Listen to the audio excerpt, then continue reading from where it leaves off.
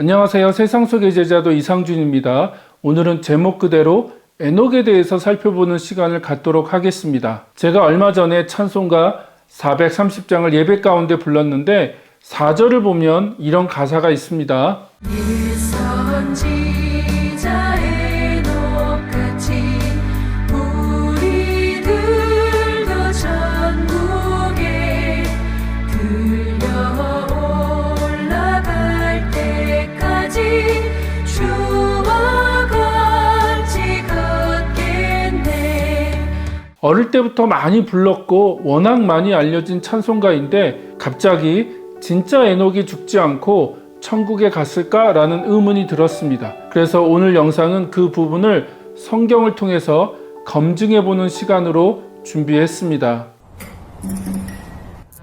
성경 어플을 가지고 에녹을 검색하면 5개의 책에서 에녹이란 단어가 사용되었다는 것을 알 수 있습니다. 창세기에서 6번, 역대상과 누가복음, 히브리서, 유다서에서 각각 1번입니다. 근데 역대상과 누가복음에는 족보를 언급하면서 에녹이란 이름이 등장하는 것이라 제외하고 창세기도 4장에 나오는 에녹이란 이름은 우리가 오늘 살펴볼 창세기 5장의 에녹과 다른 인물이라 창세기 4장도 빼버리면 남은 것은 창세기 5장 24절과 히브리서 11장 5절 그리고 유다서 1장 14절입니다. 여기서 제가 살짝 고민을 했습니다. 사실 에녹에 대해서 살펴보려면 외경으로 분류된 에녹서에 대해서 이야기해야 합니다. 왜냐하면 앞에서 언급한 유다서 1장 14절이 에녹 1서의 일부분을 인용한 것이 명백하기 때문입니다. 하지만 오늘 살펴볼 내용은 우리가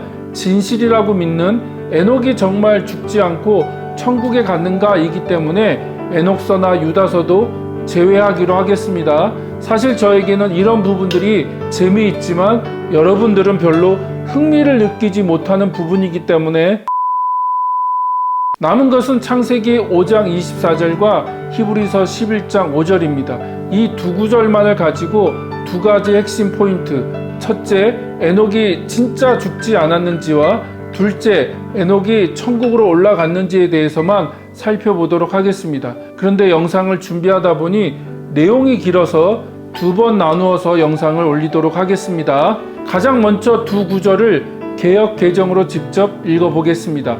창세기 5장 24절입니다. 에녹이 하나님과 동행하더니 하나님이 그를 데려가심으로 세상에 있지 아니하였더라. 히브리서 11장 5절입니다. 믿음으로 에녹은 죽음을 보지 않고 옮겨졌으니 하나님이 그를 옮기심으로 다시 보이지 아니하였느니라.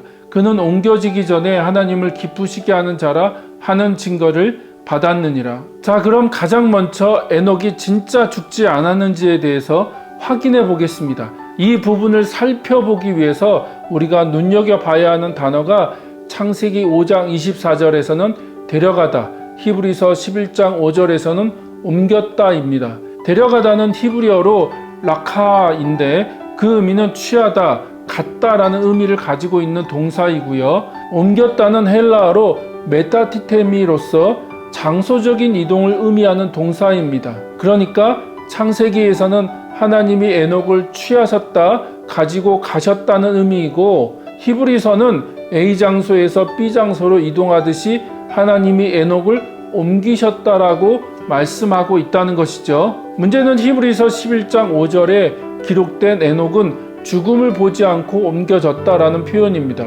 우리는 이 구절을 가지고 에녹이 죽지 않았다고 주장합니다.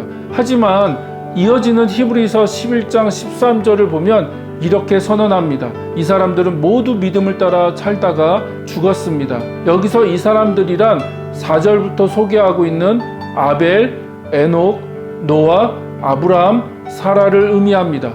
그러니까 믿음으로 살았던 이들이 누구도 예외 없이 모두 죽었다라고 분명하게 말씀하고 있다는 것입니다. 이것은 성경 전체의 내용과 일맥상통합니다. 성경은 곳곳에서 땅의 티끌로 만들어진 인간에게 피할 수 없는 운명으로 주어진 것이 죽음이라고 말씀하고 있습니다. 유명한 구절이 히브리서 9장 27절이죠. 한 번 죽는 것은 사람에게 정해진 것이요 그 후에는 심판이 있으리니. 전도서 3장 19절에서도 이렇게 말씀하고 있습니다. 인생이 당하는 일을 짐승도 당하나니 그들이 당하는 일이 일반이라. 다 동일한 호흡이 있어서 짐승이 죽음같이 사람도 죽으니 사람이 짐승보다 뛰어남이 없음은 모든 것이 헛됨이로다. 그렇다면 이 두 구절의 충돌을 어떻게 이해해야 할까요? 히브리서 11장 안에서 어느 구절은 죽지 않았다고 말씀하고 있고 어느 구절은 죽었다고 말씀하고 있는 이 상황을 우리는 어떻게 받아들여야 할까요? 정직하게 말하면 저도 잘 모르겠습니다. 다만 한 가지 힌트가 있는데 11장 5절과 13절에서 사용된 죽음이란 단어가 헬라어로 보면 서로 다르다는 겁니다. 5절은 타나토스라는 단어가 13절은 아포트나세코라는 단어가 사용되었다는 것입니다. 제가 헬라어를 전공한 사람도 아니기에 두 단어의 차이점을 정확하게 알지는 못합니다. 다만 히브리서 11장을 살펴보면서 제 개인적으로 내린 결론이 있습니다. 4절을 보면 아벨이 죽었다고 말하면서 아포트나세코를 사용하고 있고 이어서 5절에서는 에녹이 죽지 않았다고 말하면서 타나토스를 사용하고 있습니다. 그러면서 11장 후반부를 보면 믿음으로 살았지만 엄청난 고난과 어려움을 겪으면서